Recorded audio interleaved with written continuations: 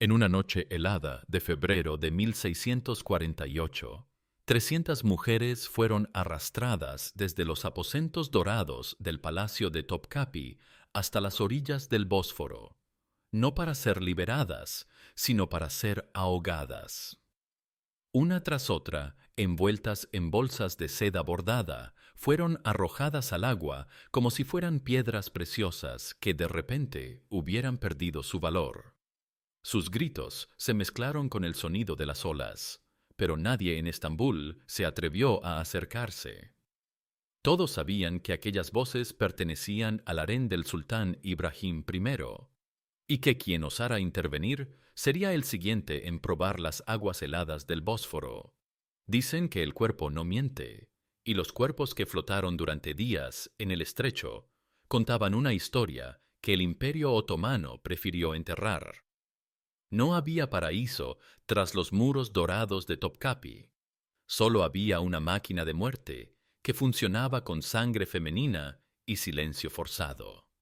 Ibrahim, el loco, había ordenado la masacre después de 3 días encerrado con sus astrólogos, convencido de que las mujeres de su harén conspiraban contra él. Ya no eran concubinas, ya no eran madres de príncipes, solo eran cuerpos flotando boca abajo en aguas que durante siglos habían sido cementerio de miles. Pero para entender cómo el harén otomano se convirtió en la maquinaria de terror más sofisticada de su época, hay que volver a un momento anterior. Cuando Mehmed II conquistó Constantinopla en 1453 y decidió que su palacio necesitaba un jardín de mujeres. Lo que nadie sabía entonces era que estaba sembrando las semillas de la destrucción de su propia dinastía. La conquista de Constantinopla no solo cambió el mapa de Europa, transformó para siempre el concepto del poder imperial. Mehmed II, al establecerse en lo que sería el palacio de Topkapi, no se conformó con heredar las tradiciones bizantinas. Quería crear algo nuevo, algo que demostrara la superioridad otomana sobre todos los imperios anteriores. Y parte de esa demostración incluía el harén más elaborado, más suntuoso y más cruel de la historia. El sistema se diseñó con una lógica aparentemente perfecta. Cientos de mujeres, seleccionadas desde niñas, educadas en artes, idiomas y protocolos de corte, competirían por el privilegio de dar al sultán un heredero. La que lo lograra se convertiría en Haseki Sultan, la favorita oficial. Las demás permanecerían como ornamentos vivientes, símbolos del poder que podía permitirse mantener belleza sin utilidad. Pero desde el principio, la máquina mostró sus dientes. Las niñas llegaban como tributo desde territorios conquistados, circasianas de piel blanca como la nieve, georgianas de ojos verdes, húngaras de cabello dorado, eslavas de rostros angelicales. Tenían entre 8 y 12 años cuando las arrancaban de sus familias. A partir de ese momento, sus vidas no les pertenecían. El proceso de educación comenzaba de inmediato. Primero, la conversión forzada al Islam. Después, la enseñanza del turco, junto con árabe y persa. Aprendían música, danza, bordado, caligrafía. Se les enseñaba a caminar sin hacer ruido, a mantener la mirada baja, a respirar sin que se notara. Todo su entrenamiento tenía un solo propósito: desaparecer como personas y existir solo como objetos de deseo imperial. Para los 10 años siguientes de su llegada, si sobrevivían, las jóvenes permanecían en el primer patio, donde las concubinas menores vivían bajo la vigilancia constante de las Kalfa, mujeres mayores que ya habían pasado por el sistema. Durante este período, muchas morían, oficialmente de enfermedades. En realidad, de envenenamiento, accidentes, o simplemente del desgaste psicológico de vivir en constante tensión, sabiendo que un error mínimo podía costarles la vida. Las que llegaban al segundo patio habían demostrado no solo belleza, sino también resistencia. Allí, la competencia se volvía más refinada, pero no menos letal. Cada movimiento era evaluado, cada palabra pesada. Una mirada demasiado directa al sultán podía significar la promoción o la muerte, dependiendo del humor de las rivales y la disposición de la Haseki en turno. El tercer patio estaba reservado para las Gosde, las favoritas temporales del sultán. Aquí el lujo alcanzaba niveles obscenos: sedas de Bursa, joyas de la India, perfumes de Arabia, esclavos personales que atendían cada capricho.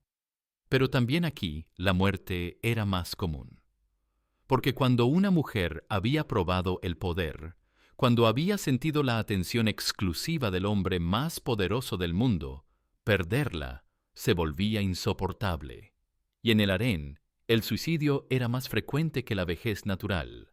Sin embargo, el verdadero horror no estaba en los patios principales, sino en el Palacio Viejo. Allí terminaban las que habían caído en desgracia, antiguas favoritas envejecidas, madres de príncipes muertos, mujeres que habían cometido alguna ofensa imperdonable. En teoría, era un retiro honorable. En la práctica, era una tumba donde las enterraban vivas. Recibían una pensión miserable, habitaciones húmedas, comida suficiente para no morir de hambre, pero insuficiente para vivir con dignidad. Y silencio.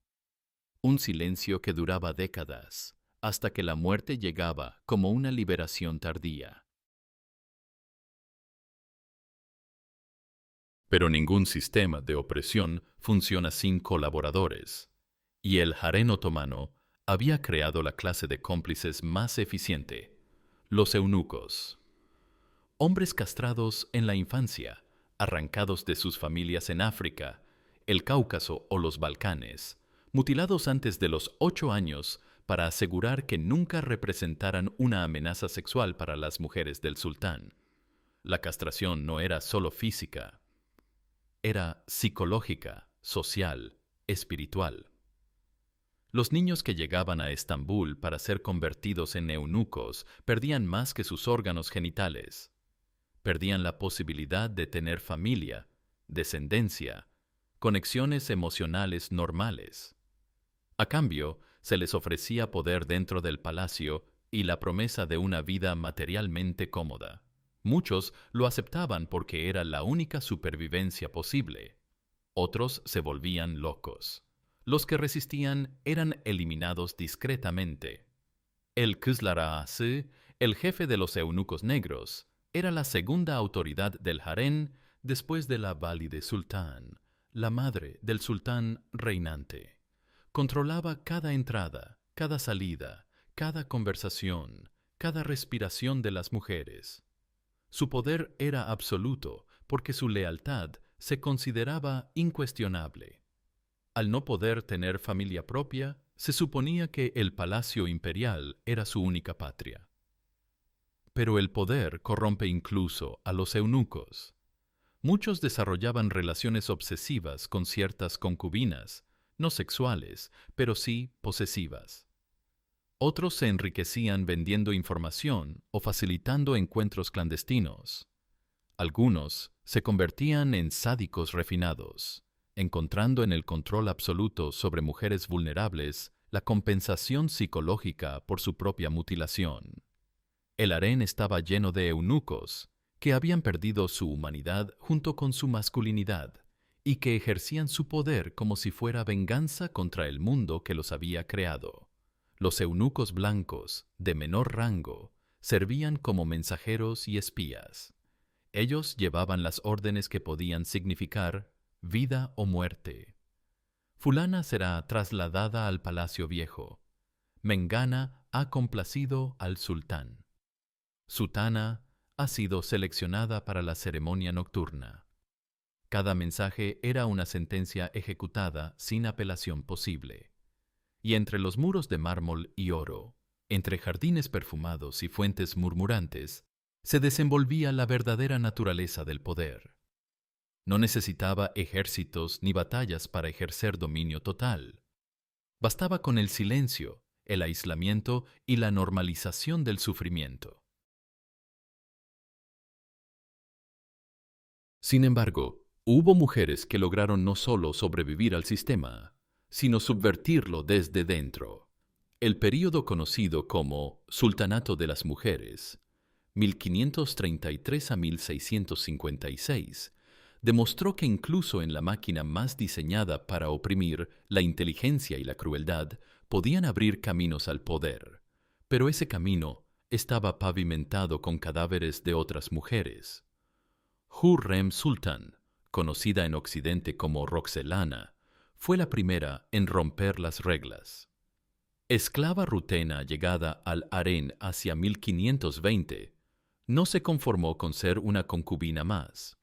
Manipuló a Solimán el Magnífico hasta conseguir que la liberara de la esclavitud, se casara con ella y eliminara a sus rivales. Su ascenso al poder fue una obra maestra de estrategia política, pero también una demostración de hasta dónde podía llegar la brutalidad femenina cuando se aplicaba dentro del sistema patriarcal. Hürrem no solo eliminó físicamente a sus competidoras, destruyó sus reputaciones, envenenó sus relaciones con el sultán, orquestó accidentes que acabaron con vidas prometedoras. Su mayor golpe fue conseguir la ejecución de Mustafa, el hijo mayor de Solimán, con otra mujer, asegurando así que sus propios hijos heredaran el trono. La orden fue firmada por un padre manipulado, pero la mente detrás de la estrategia era femenina. El éxito de Hürrem estableció un precedente. Las mujeres del harén podían alcanzar poder real, pero solo a través de métodos que el mismo sistema había diseñado. Violencia, manipulación, traición, eliminación sistemática de rivales. No era liberación femenina, era participación femenina en la opresión. Kösem Sultán llevó esta lógica a su extremo. Concubina griega, convertida en valide sultán, gobernó el Imperio Otomano durante décadas, primero como regente de su hijo Ahmed Pimenoj, después manipulando a sus sucesores. Su poder se basaba en una red de espionaje que incluía eunucos, concubinas, visires e incluso genízaros. Pero ese poder se mantenía mediante eliminaciones constantes. Kösem perfeccionó el arte del asesinato palatino.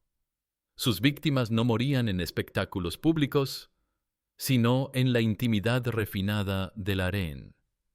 Una sopa demasiado condimentada, un baño excesivamente caliente, una caída accidental por las escaleras de mármol, una herida que se infectaba misteriosamente.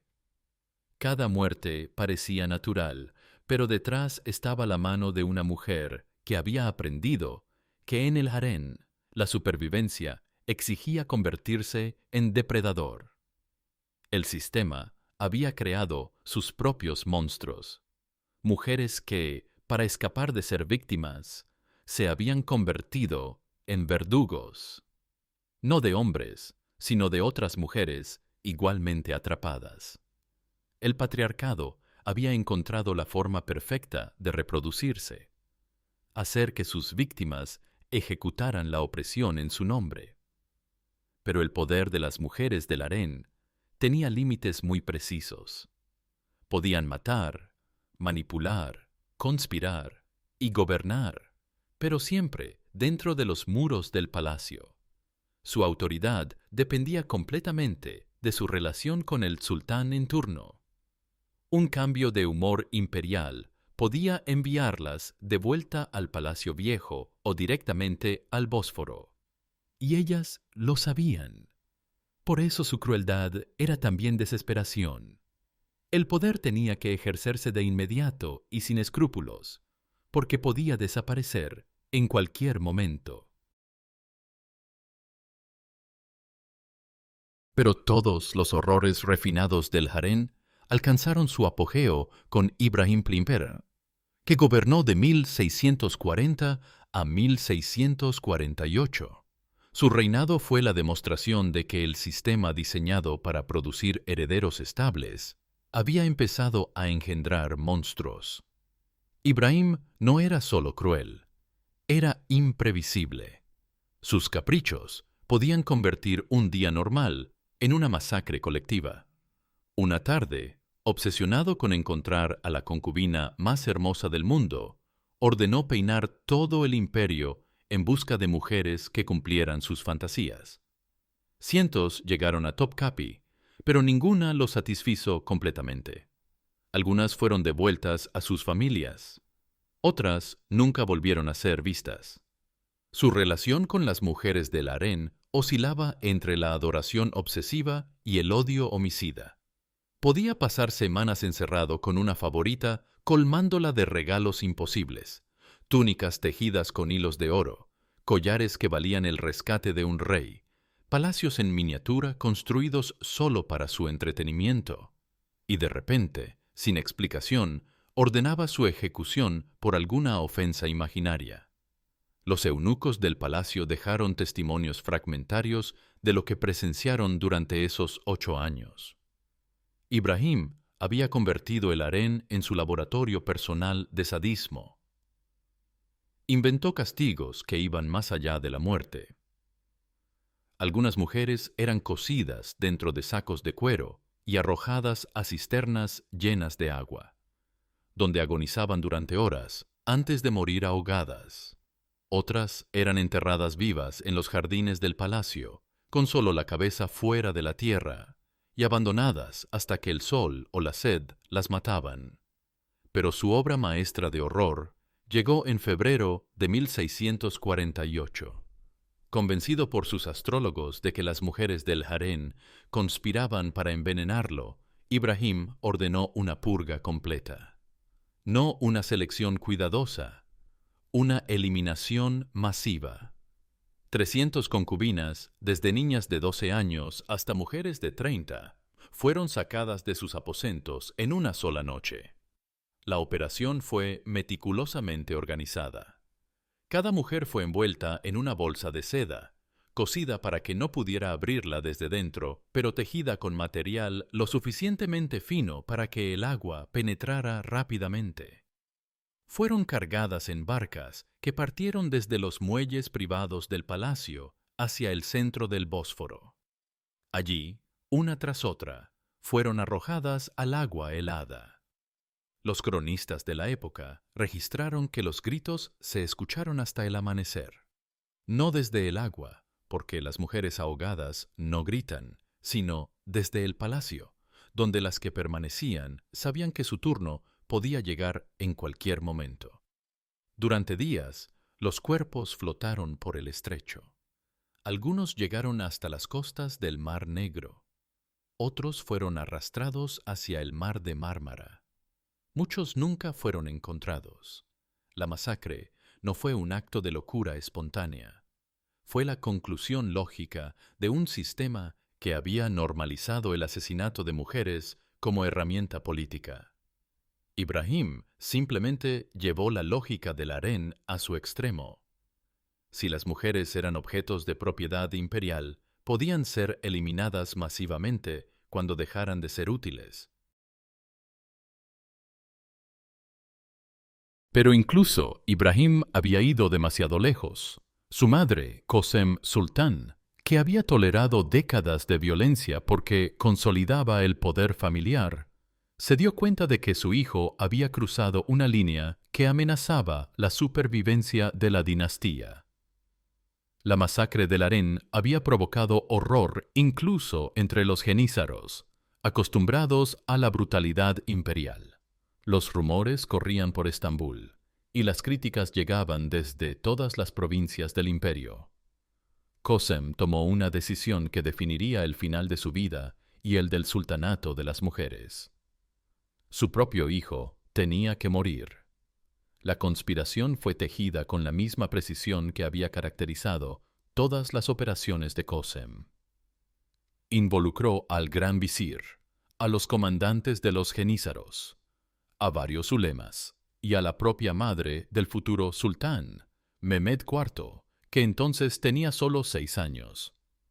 El plan era simple: estrangular a Ibrahim mientras dormía y proclamar al niño como nuevo sultán, con Qasem como regente. La ejecución ocurrió en agosto de 1648. Ibrahim fue ahorcado con la cuerda de seda que él mismo había usado para matar a docenas de concubinas. Su cuerpo fue enterrado sin ceremonias, como si hubiera sido un criminal común. Y durante unos meses, pareció que el sistema podría estabilizarse de nuevo bajo la regencia de Qasem. Pero el poder obtenido mediante violencia solo puede mantenerse con más violencia. Y Qasem había creado demasiados enemigos durante sus décadas de dominación. La nueva Haseki Sultan, Turhan Hatise, madre de Mehmed IV, no estaba dispuesta a vivir bajo la sombra de una suegra que había demostrado que era capaz de asesinar a sus propios hijos. El enfrentamiento era inevitable. Durante 2 años, Qasem y Turhan lucharon por el control del pequeño sultán, cada una rodeándose de aliados, comprando lealtades, planeando la destrucción de la otra. La batalla se desarrolló en susurros, en venenos sutiles, en accidentes que eliminaron a partidarios de ambos bandos. El final llegó el 2 de septiembre de 1651. Turhan había conseguido el apoyo del gran visir y de los jenízaros, prometiéndoles beneficios económicos y el fin de la influencia femenina en los asuntos de Estado. Qasem fue capturada en sus aposentos privados, arrastraba desde su cama hasta el patio central del harén. Allí, ante las miradas de todas las concubinas que habían vivido bajo su terror durante décadas, Qasem Sultán fue estrangulada con sus propias cortinas de seda. Tenía 62 años y había gobernado el Imperio Otomano durante más tiempo que muchos sultanes oficiales. Su muerte no fue solo la eliminación de una rival, fue el símbolo del fin de una época. Las mujeres que presenciaron la ejecución no lloraron. Después de tantos años viviendo con el miedo de despertar muertas, ver morir a la autora de tanto terror fue, para muchas, una liberación, pero también era una advertencia. En el harén nadie estaba a salvo para siempre. Ni siquiera quien había llegado más alto podía estar segura de no terminar estrangulada por sus propias sedas. Con la muerte de Qasem Sultán y la llegada al poder de Turhan Hatis, el harén otomano entró en su fase de decadencia. No porque la violencia disminuyera, sino porque perdió su sofisticación política. Las sucesoras de Qasem fueron administradoras del horror, no innovadoras del poder. Turhan prometió gobernar de manera diferente, pero el sistema no lo permitía. Para mantenerse en el poder, tuvo que adoptar los mismos métodos que había criticado en su predecesora. Los envenenamientos continuaron. Los accidentes siguieron ocurriendo. Las desapariciones nocturnas no se detuvieron. Solo cambió la persona que firmaba las órdenes de muerte. Lo que sí cambió fue la percepción externa del harén. Los embajadores europeos empezaron a enviar informes más detallados sobre lo que realmente ocurría tras los muros de Topkapi. Los misioneros que trabajaban en territorios otomanos recopilaban testimonios de familias que habían perdido a sus hijas en el sistema. Poco a poco, el harén imperial dejó de ser visto como un paraíso exótico y comenzó a ser reconocido por lo que siempre había sido: una institución de terror sistematizado. Los sultanes posteriores mantuvieron la estructura del harén, pero sin la eficiencia política que había caracterizado el período de Hurrem y Qasem. Se convirtió más en una carga económica que en una herramienta de poder. Centenares de mujeres seguían siendo mantenidas en Topkapi, pero ya no producían estrategias políticas ni influían en las decisiones imperiales. Solo consumían recursos y generaban problemas. La decadencia militar del Imperio Otomano en los siglos XVIII y XIX coincidió con la pérdida de relevancia del harén. Sin victorias que produjeran nuevos tributos de esclavas, sin territorios que expandir, sin riquezas que financiaran el lujo palatino, el sistema se volvió insostenible. Las últimas concubinas de Topkapi fueron pensionadas o enviadas de vuelta a sus regiones de origen durante las reformas de Abdülmecid I en el siglo XIX. Pero el daño ya estaba hecho. Durante 4 siglos, el harén otomano había normalizado la idea de que el poder masculino podía ejercerse de manera absoluta sobre cuerpos femeninos. Había demostrado que las mujeres podían alcanzar poder político, pero solo mediante la participación en su propia opresión.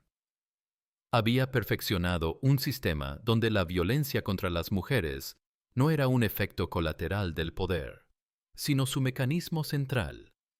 Y lo más terrible, había funcionado. El Imperio Otomano fue una de las potencias más duraderas de la historia, y su estabilidad dinástica se basó, en gran medida, en una institución que consumió la vida de decenas de miles de mujeres anónimas cuyo único crimen fue haber nacido hermosas en territorios conquistados. Esta es la historia de un sistema, no de una persona, la historia de una máquina que convirtió la belleza en mercancía, la maternidad en competencia mortal y el silencio en arma de control. El harén otomano no fue una institución pintoresca ni un capricho oriental. Fue la demostración más sofisticada de cómo el poder patriarcal puede crear estructuras que funcionan con la complicidad forzada de sus propias víctimas. Miles de mujeres murieron ahogadas, envenenadas, estranguladas o simplemente olvidadas hasta consumirse en vida. Sus nombres no aparecen en los libros de historia porque no tuvieron nombres, solo números de inventario en los registros palatinos. Fueron reducidas a objetos de decoración imperial, a vientres reproductores, a símbolos del poder que podía permitirse mantener belleza inútil. Pero también hubo mujeres como Hurrem y Qasem, que lograron subvertir el sistema desde dentro, convirtiéndose en gobernantes reales de uno de los imperios más poderosos del mundo. Su éxito, sin embargo, se basó en la adopción completa de la lógica del harén. Para sobrevivir, había que matar. Para alcanzar poder, había que eliminar rivales. Para mantener influencia, había que aceptar que otras mujeres fueran sacrificadas. No era feminismo. Era participación femenina en la maquinaria patriarcal. El harén había creado un sistema perfecto donde las propias víctimas se convertían en ejecutoras, donde la opresión se reproducía sin necesidad de supervisión masculina directa, donde las mujeres mismas normalizaban la violencia contra otras mujeres. Y aún hoy, siglos después de que las últimas concubinas abandonaran Topkapi, los ecos de ese sistema resuenan en sociedades que siguen normalizando la violencia contra las mujeres, que siguen convirtiendo los cuerpos femeninos en campos de batalla política, que siguen premiando a las mujeres que colaboran con su propia opresión mientras castigan a las que se rebelan contra ella. Porque el harén otomano no fue solo historia. Fue la demostración de que el poder no necesita ejércitos para dominar. Basta con crear estructuras donde la supervivencia individual exija la complicidad con el sufrimiento colectivo, donde cada víctima potencial tenga la esperanza de convertirse en verdugo, donde el silencio se pague con privilegios y la rebeldía se castigue con la muerte. El harén imperial murió con el Imperio Otomano, pero el sistema que representaba, la lógica que operaba, los mecanismos que empleaba, siguen vivos.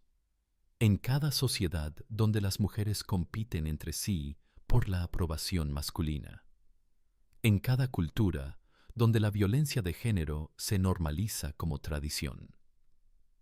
En cada momento donde el silencio de las víctimas se compra con migajas de poder.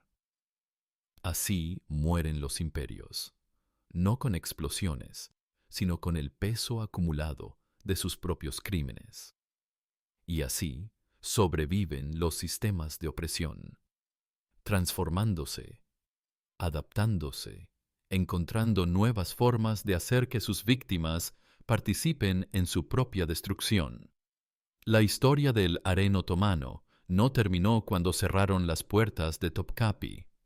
Sigue escribiéndose cada vez que una sociedad decide que algunos cuerpos son más valiosos que otros, que algunos silencios son más convenientes que algunas verdades, que algunos poderes son más importantes que muchas vidas.